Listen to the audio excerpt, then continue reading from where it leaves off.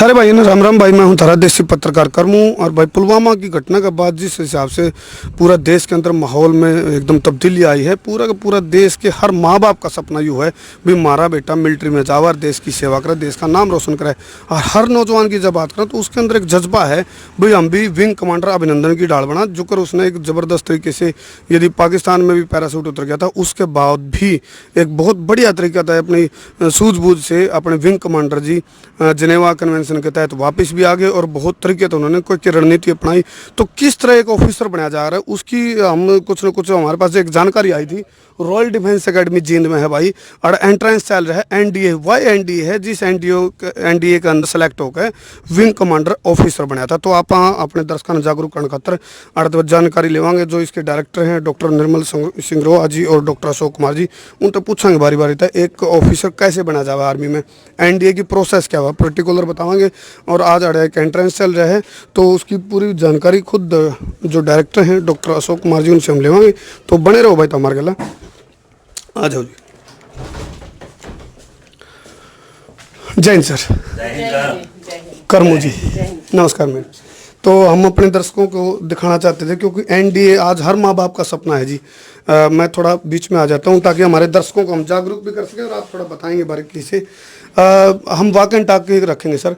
तो हर माँ बाप का सपना है जी एनडीए, एनडीए से ऑफिसर बनते हैं।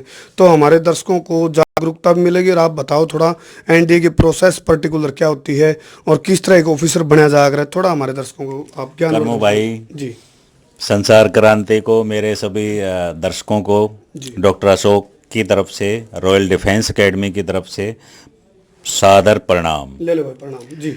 और मैं ये जो अपना एकेडमी वाला जो है ना डिफेंस एकेडमी इस पर्पज़ के लिए हमारा फर्स्ट स्टेप होता है। ये हम अपने जो डिफेंस है, एनडीए है, सीडीएस है, उनके लिए जो बेसिक ग्राउंड्स होते हैं, बेसिक ग्राउंड्स होते हैं सैनिक स्कूल्स के लिए जो तैयार होते हैं प्रोडक्ट, अभिनंदन जैसे ऑफिसर को तैयार करना, ये एक्चुअली फर्स्ट स्टेप है हमारा। और यहीं से स्टार्टिंग होती है। बच्चे बनते कैसे हैं, रिफाइंड कैसे किए जाते हैं, उन लोगों को तैयार करने के लिए स्टार्टिंग में 4th 5th में जाके इनका जो है तैयार किया जाता है। आज यहाँ पे उसी पैटर्न पे हमने जो है ना ये एग्जाम स्टार्ट किया था, स्कॉलरशिप टेस्ट। और इस स्कॉलरशिप के तहत हम ये डिफाइन करेंगे, डिसाइड करेंगे कि हमारे पास बेस्ट कैडेट किसको तराशा जा सकता है, किसको रिफाइंड किया जा सकता है, ताकि भविष्य में जाके उनको एक अच्छा ऑफिसर तैयार किया जा सके। डॉक्टर साहब जैसे ही पुलवामा वाली घटना घटी है जो एक कायराना हरकत थी पाकिस्तान की और आतंकियों की मिल करके, तो उसके बाद पूरे देश में एक माहौल बन गया भाई हमें भी अपने देश की सेवा करनी है। और हमने देखा है भाई जन जन की जुबान पर यूँ था भाई हमारी नौकरी छुटवा ले, चाहे कोई बुजुर्ग हो बच्चा हो, सारे लोग हम बॉर्डर पर खड़ा कर दो हमने। तो एक जुनून जो पैदा है, एक विंग कमांडर अभिनंदन की हम बात करें खासकर, जिस प्रकार के जोश और जज्बा उन्होंने दिखाया है और सूझबूझ से वो वापस भी आ गए अपने पास।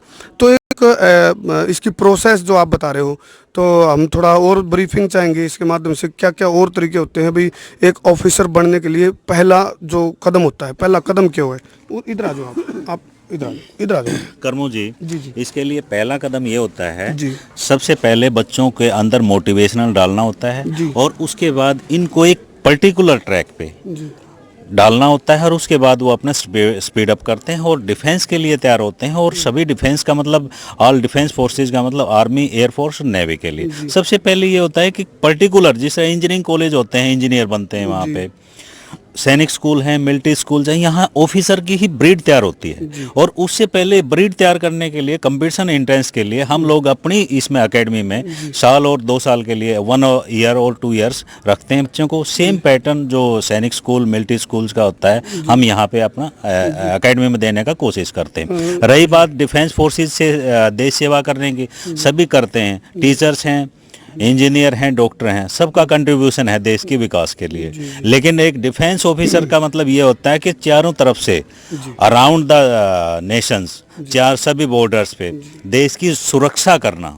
सुरक्षा उन लोगों की वजह से ही हम लोग एक आराम की जो है ना नींद सो पा रहे हैं हमारा भारतवर्ष। अच्छा डॉक्टर साहब, अभी क्योंकि हमने आपको जानकारी नहीं दी थी हमारे हैं, लेकिन हम अपने दर्शकों को कुछ दिखाना चाहते थे, तो अभी यहाँ कुछ पेरेंट्स भी आए हुए हैं, क्या कुछ खास तैयारी, कुछ प्रोग्राम हो रहा है? हाँ, आज हमारा इंट्रेंस टेस्ट के थ्रू हम एवेलुएट करना चाहते हैं बच्चों को, किस बच्चे के अंदर कैलिबर है, पोटेंशियल है, ताकि उसको जो है ना रिफाइंड करने में हमें सुविधा रहे। तो ये किस किस तरह की कितने टाइम का कोर्स होता है, और इसकी स्टार्ट जैसे अब एंट्रेंस हो रहा है, तो एंट्रेंस टेस्ट के बाद उसकी किस पैरामीटर क्या है इसके? इनके पैरामीटर्स ये होते हैं करमो जी, हम 4 सब्जेक्ट का उसमें सब्जेक्ट में एवेलुएट करते हैं, रीजनिंग, मैथ, इंग्लिश और जीके। 4th 5th वाले बच्चों को तैयार करते हैं हम 6th क्लास के एंट्रेंस के लिए, 7th 8th वाले स्टूडेंट्स को हम तैयार करते हैं 9th के एंट्रेंस के लिए। और ये हमारा पैरामीटर्स रहता है। कोशिश हम ये करते हैं अपने राउंड द क्लॉक सर्विस बच्चों को देखें, रेजिडेंशियल एकेडमी में रखा जाता है, सभी सबऑर्डिनेटिंग स्टाफ्स हैं हमारे, और वेल एक्सपीरियंस ऑफिसर्स हमारे साथ अटैच हैं, रिटायर्ड ऑफिसर्स, कैप्टन्स हैं, सूबेदार्स हैं एंड जेसीओज, और इवन मेरा बेटा भी जो है ना, मैंने हरदीप सिंह जो है ना काफ़ी एफर्ट से एनडीए कर रहा है वो आजकल, और he is in 2nd semester और बाजला पुणे। जी जी, ये कितने टाइम तक का, मतलब कितनी देर तक होती है परीक्षा जो अभी चल रही है? ये कंप्लीट 1 आवर्स के थे और 70 क्वेश्चंस थे, और अभी होपफुली एवेलुएट करके जल्द ही इनका स्कोर इंटरनेट पे डाउनलोड कर दिया जाएगा, उनके पेरेंट्स के पास भेज दिया जाएगा। तो डॉक्टर निर्मल संग्रोहा भी हमारे साथ मौजूद हैं, और मैडम आपका बेटे हरदीप का भी एनडीए में सिलेक्शन हुआ है, उस पर आप क्या कहना चाहोगे? क्या ड्रीम्स आपने जो संजोए थे वो पूरे हो गए? नहीं, दूसरी बात, जो पेरेंट्स यहाँ उम्मीदें लगा करके यहाँ आए हैं और एंट्रेंस बच्चे दे रहे हैं, तो क्या कहना चाहोगे उनके बारे में? सबसे पहले संसार क्रांति की टीम को भाई करमू और धर्मवीर आर्या जी मेरा नमस्कार, और पूरे रॉयल डिफेंस एकेडमी की तरफ से आपका अभिनंदन करते हैं। और जैसे कि आज चर्चा में है अभिनंदन अभिनंदन, कल मैंने मोदी जी को सुना कि अभिनंदन ने तो डिक्शनरी में अपने अर्थ ही बदल दिए।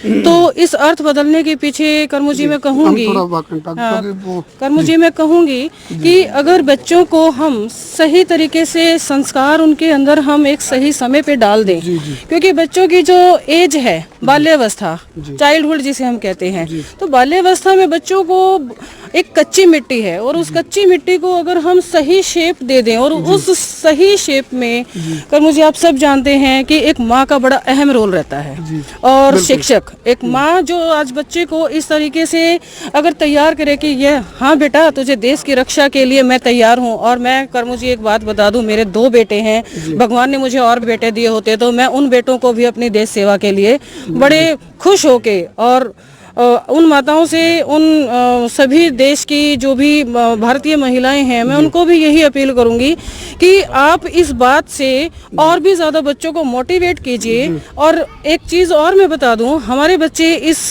पुलवामा का जो हमारा एक बड़ा ही दर्दनाक जो एक हादसा हुआ, उसके पीछे हमारे बच्चे क्या कहते हैं, मैडम जब तक हम फौज में जाएंगे तब तक तो पाकिस्तान का नक्शा ही मिट जाएगा, फिर हम किसे मारेंगे। तो देश के जो नौनिहाल हैं उनमें आज इतना जज्बा भरा हुआ है, और मैं ये कहूँगी कि हम सब महिलाओं को एकजुट होकर अपने देश के प्रति अपनी आंतरिक सुरक्षा और एकता को बनाए रखने के लिए आज अपने उन बेटों को, मतलब मैं गर्व महसूस कर रही हूँ कि मेरा बेटा आज एनडीए में है, और छोटा बेटा भी एनडीए के प्रिपरेशन के लिए तैयार है। मैडम वैसे तो पूरे के पूरे देश के लोगों में जज्बा है, लेकिन हरियाणा के छोरे छोरियां की हम बात करें तो कुछ यूनिक होते हैं, उनके अंदर एक और जज्बा होता है। तो क्या लड़कियों की जब बात करें, छोरियां की बात करें, उसके लिए भी कोई अपॉर्चुनिटी रहा है इसमें? बिल्कुल, आज की महिलाएं तो आप देखिए कि कंधे से कंधा मिलाए हुए आगे बढ़ रही हैं, और उसमें आप देखिए कि डिफेंस ने भी 10% हमारे सैनिक स्कूल के लिए भी अभी अलाउ कर दिया है कि लड़कियां भी हमारे सैनिक स्कूल में आकर देश सेवा के लिए अपने जीवन में वो सब कर सकती हैं जो कि वो अंदर सजोए हुए थी, लेकिन चांस नहीं मिलता था। और दूसरा एक रास्ता है जिसमें कि सीडीएस के थ्रू लड़कियां डायरेक्ट टेक्निकल उससे भी जाती हैं, और ओटीए के थ्रू भी लड़कियां जा रही हैं। तो मैं ये कहूँगी कि जहाँ कहीं भी और जिस भी फील्ड में, और उससे पहले अभी आपने देखा ही है कि हमारी भारतीय टीम पूरी तरह से पूरे विश्व का एक अपना वो जीत कर आई थी, जिसमें कि लड़कियों को मोटिवेट करने के लिए मैं तो बार बार एक ही बात कहती हूँ कि तुम में वो दबंगता है, वो सहन शक्ति है जो कि हम कई बार तो हम ये देख के पीछे रह जाते हैं कि नहीं नहीं लड़कियां हारे। मैं ये कहती हूँ कि लड़कियां जिनकी सहन शक्ति का कोई अंदाजा नहीं है, और आदि शक्ति कहा गया, जगदम्बा को भी साक्षात जगदम्बा को भी शिव ने नमन किया था। नारी की आधी आबादी है, बहुत महत्व है इनका भी। सर अभी तक के अचीवमेंट के बारे में पूछूं, आपकी जो रॉयल डिफेंस एकेडमी है कि कुछ अचीवमेंट रही है, और दूसरा मैंने पूछना चाहूँगा भी जो जब बच्चे का सिलेक्शन हो जाता है आपके पास, कितने टाइम पीरियड तक आप इसमें यार अपने पास रखो उनको और आगे फिर कैसे बढ़ाओ? कर्मो भाई, ये बच्चे के कैलिबर पे डिपेंड करता है। यहाँ एकेडमी के अंदर टीचिंग स्टाफ और फैकल्टी इतनी एफिशिएंट है, राउंड द क्लॉक हम बच्चे के ऊपर कंसंट्रेट करते हैं। और लास्ट यदि हम उसके सेशन की बात करें, हम रॉयल डिफेंस एकेडमी के सेशन की 11 कैंडिडेट्स हमारे अपीयर हुए थे 6th क्लास के लिए, और उसमें से 10th क्वालिफाई हो चुके, और थर्ड 3 कैंडिडेट्स हमारे फाइनल सिलेक्शन हो चुके हैं, जिनका मेडिकल हो चुका है, और 1 अप्रैल को वो ज्वाइन करेंगे सैनिक स्कूल कुंजपुरा।